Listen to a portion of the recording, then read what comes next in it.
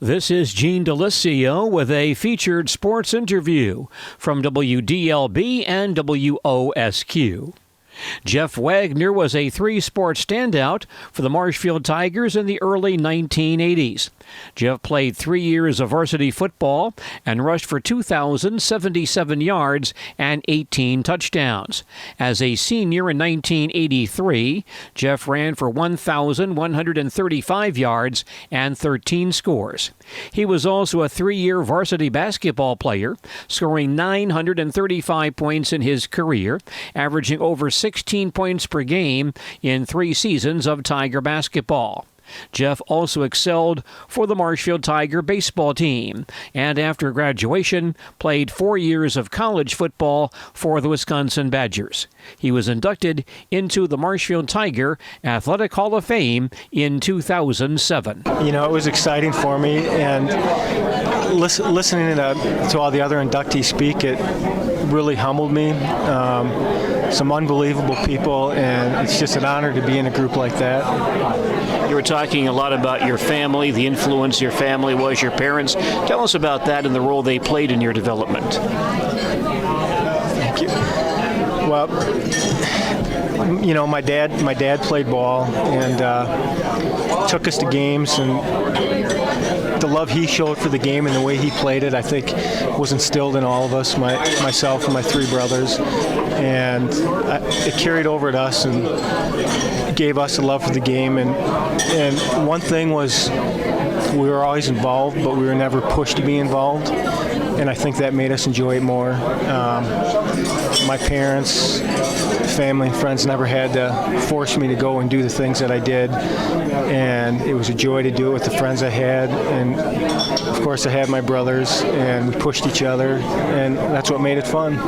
You kind of emphasized that, you know, the athletic accolades were outstanding, but your deportment, your character development was always something that was really integral in the way you were brought up and the way you approached athletics. Tell us about your parents' philosophy and your philosophy in that area.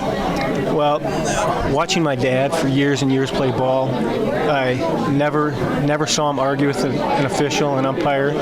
I never seen him get too down after losses and too high after wins. And it taught me to respect who I'm playing against, respect who I'm playing with, and respect the game. And you know, that was a big influence on me.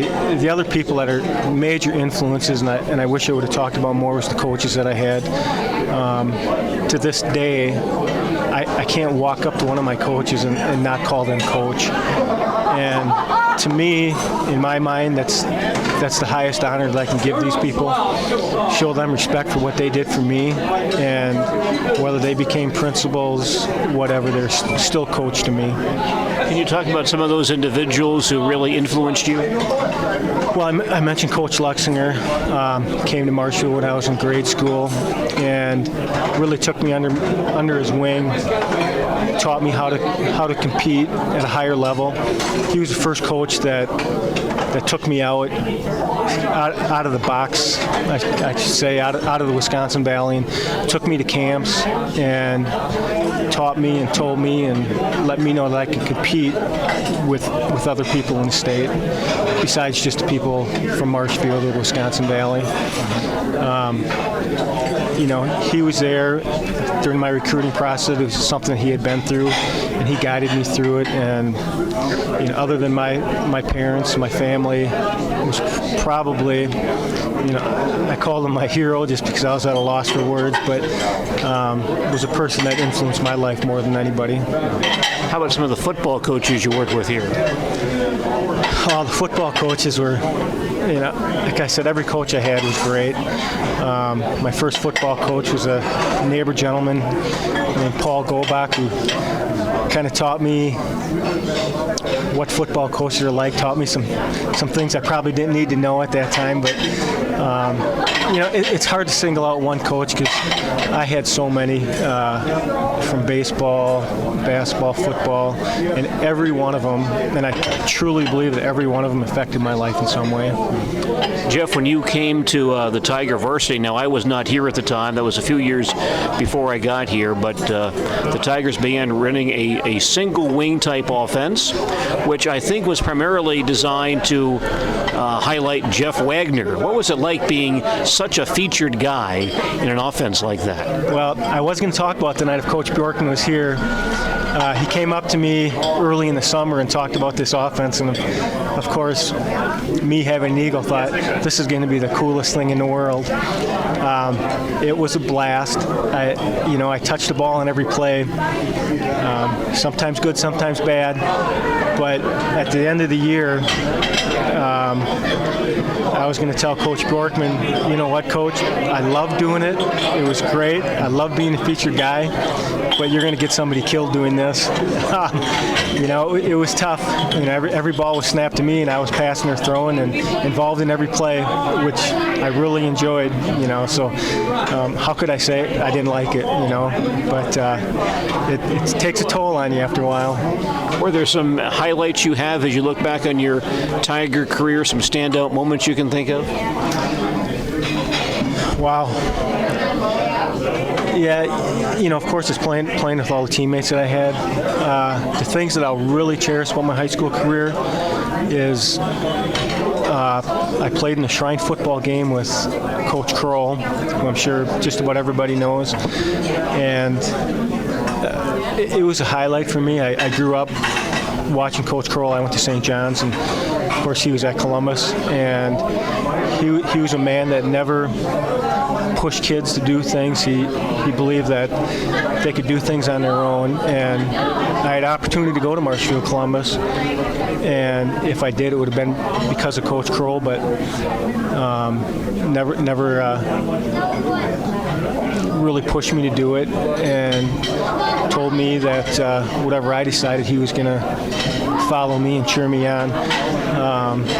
One thing about Coach Kroll after the Shrine game, and I don't know if a lot of people know what type of person he is, but for 5 years when I was at the University of Wisconsin playing football, on Thursday nights we would get a "See Me ASAP" note on our locker from Jerry Fishbane, who's our recruiting coordinator, and we'd go up to his office, and this is the truth, for 5 years, Todd Gregory from Green Bay, actually DePere was our kicker, and Bud Keys was our quarterback in the Shrine game. We all played for Coach Kroll, and every Thursday we got a note from him wishing us good luck, and it's something I'll never forget. And to me,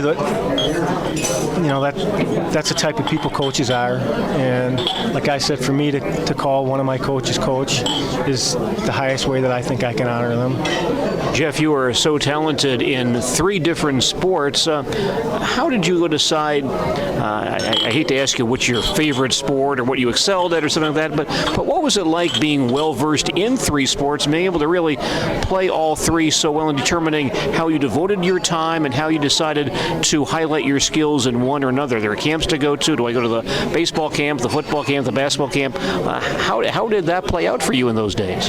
Yeah, at that time, there were camps, but not like there are now. There was no AAU basketball, so it basically was one season to the next, and that's what you did. That's the way I grew up. That's the way my family was, and for me, it was just a joy to play all the sports. I always said basketball was my favorite sport. Primarily, a big part of that was because of Coach Luxinger. Baseball was my best sport, and I went and played football because they paid for my education. But they were all fun. I can't say that one was more enjoyable than the other because I just loved them all. Any teammates in particular stand out for you? Well, I had a core group of friends. Scott Shorey was mentioned, Jim McDonald, Randy Lutz. They all stood out, and we used to have people say, you guys aren't working real hard for what you're getting. And I used to look at them and think, I don't think you really know us because it's just what we did. And we did all the wind sprints, we shot all the baskets, we shagged all the fly balls, but we never considered it work. And, it's because of the friends I had, and that was just what we did, and that's what we enjoyed to do. And I appreciate that from them always. It's from the bottom of my heart. Tell us about your days with the Badgers. My days with the Badgers started, I have to thank Coach McLean for giving me the opportunity to go there. Unfortunately, he didn't make it through my whole career, but what an experience. I had the opportunity to let her 3 years, travel to places that I wouldn't get to travel, meet some people that I wouldn't get to meet, and to this day, some of my greatest friends, greatest memories are just those things. It's something that hopefully someday my kids could enjoy. People did say, boy, you're lucky to have a scholarship to go to school and you don't have to pay for it, but it was a lot of work. It taught me how to work, built a lot of my character and how I am today and how I approach what I do. And I used to tell people, you know what, it's almost like a job. It's something that I don't think people understand. It's year-round. It's 8 hours a day, plus going to school and trying to get your studies done. So it was something that really built a foundation for who I am. The Badger program back then was not nearly what it is today, but still was a pretty good program and was competitive in the Big Ten. And were there any highlights of your college career that you can look back on? Yeah, not any really game highlights, but my freshman year, I was a backup free safety and traveled to games, and Russ Belford was my mentor.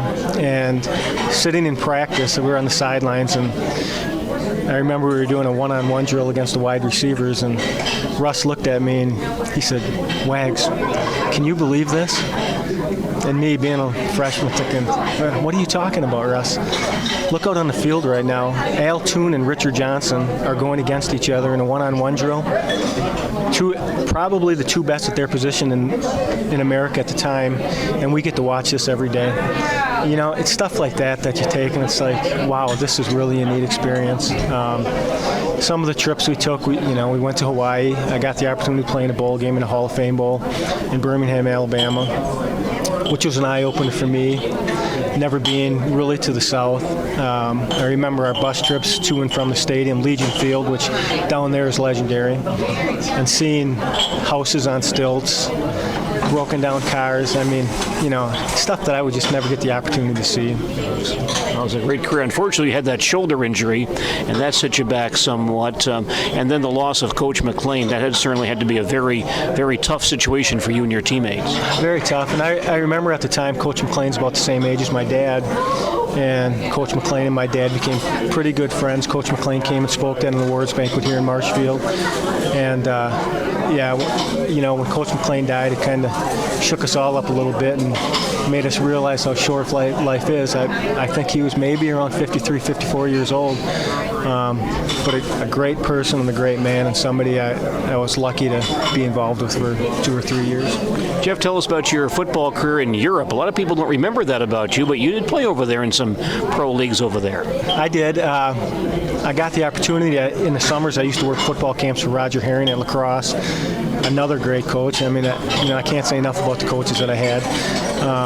And he went over there to coach, took a sabbatical, and had done that for a few years, and gave me the opportunity to go over there. Had said he was looking. I was actually a defensive back coach helping out at UW Lacrosse at the time, and told me he was going over to Europe, and I said, boy, that's great. And asked if I wanted to join him, and I said, in what capacity? And he said, well, I know you played defensive back in high school, but I also seen you play against my son when Marshfield played Logan High School, and I know you can play running back.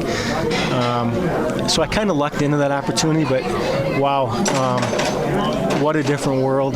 My wife had an opportunity to come over and spend some time, and taught me what different cultures are like. For us over here to have a house for 50 years, we got to tear that down. And I met some people and stayed in some homes that were in families for 1,200 years, and it's just amazing. It's really a neat thing, and the quality of football over there was just starting. I compare it to probably mid-WSUC or the WIAC now. And so we had, good competition. It was a lot of fun. And what have you done since leaving athletics? Well, I got my degree in sociology from the university and did that for a few years in lacrosse, and realized I wasn't making a lot of money doing it. I've been in sales for Kraft Foods now for 6 years, and prior to that I was a sales rep for Pepsi-Cola in Madison. I live in the Milwaukee area.